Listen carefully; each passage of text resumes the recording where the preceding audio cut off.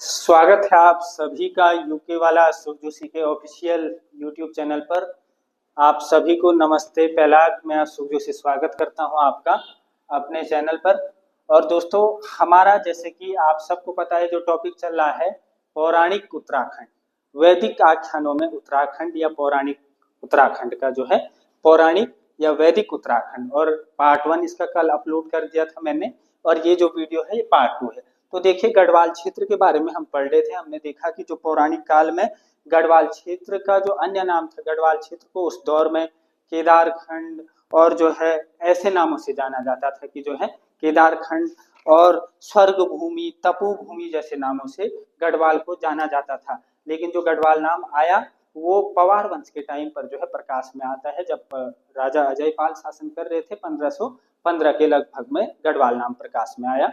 और यदि अजयपाल के टाइम पीरियड की बात करें तो 1490 से लेकर 1519 तक का उनका टाइम पीरियड रहा है, और 37वें वे राजा थे। साथ ही साथ हमने रामायणकालीन पात्रों का संबंध देखा कि जो है लक्ष्मण जी ने तपोवन टिहरी में तपस्या की, और रघुनाथ मंदिर देवप्रयाग के बारे में देखा कि जहाँ भगवान श्री राम जी ने अपने अंतिम समय में तपस्या की थी। साथ ही साथ सितोणस्यपट्टी और मनसार मेला जो पौड़ी में लगता है उसके बारे में जाना।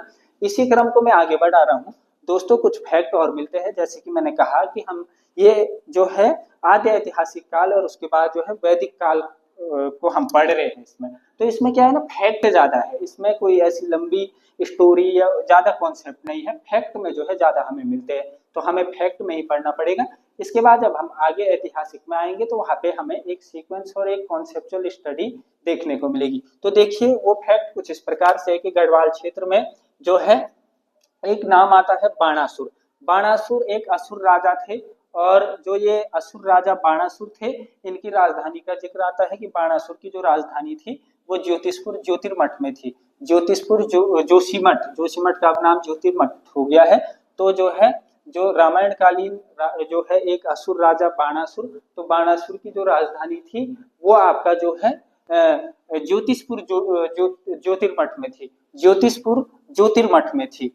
दूसरा है जो ये बाणासुर की राजधानी, जब क्वेश्चन आता है तो बाणासुर की राजधानी जोशीमठ में थी, लेकिन एक बाणासुर का किला है। तो बाणासुर का किला आपका चंपावत में है, ये भी आप याद रख लेंगे।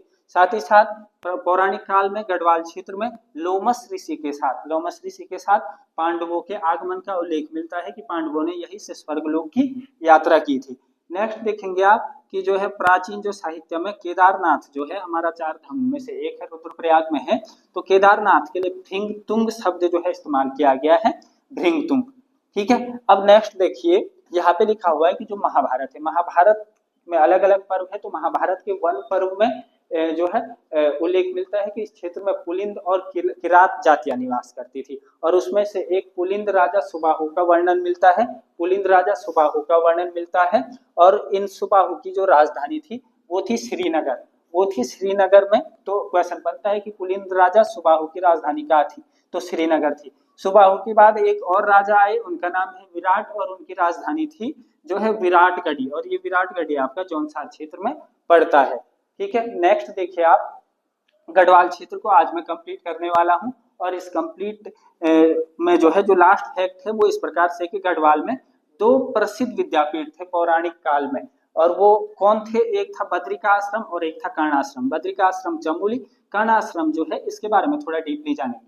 जो कर्ण आश्रम है दोस्तों, ये आपका जो है कोटद्वार जो है पौड़ी में है, कोटद्वार पौड़ी में पड़ता है, और ये जो है मालिनी नदी के किनारे है। दूसरा फैक्ट ये है कि मालिनी नदी के किनारे है, मालिनी नदी। इसका जो वर्तमान में नाम है, वर्तमान नाम वो चौका घाट है, वो जो है चौका घाट है। साथ ही साथ यही से जो है भरत का जन्म हुआ था, जिसके नाम पर आज हमारे देश का नाम जो है भारत है।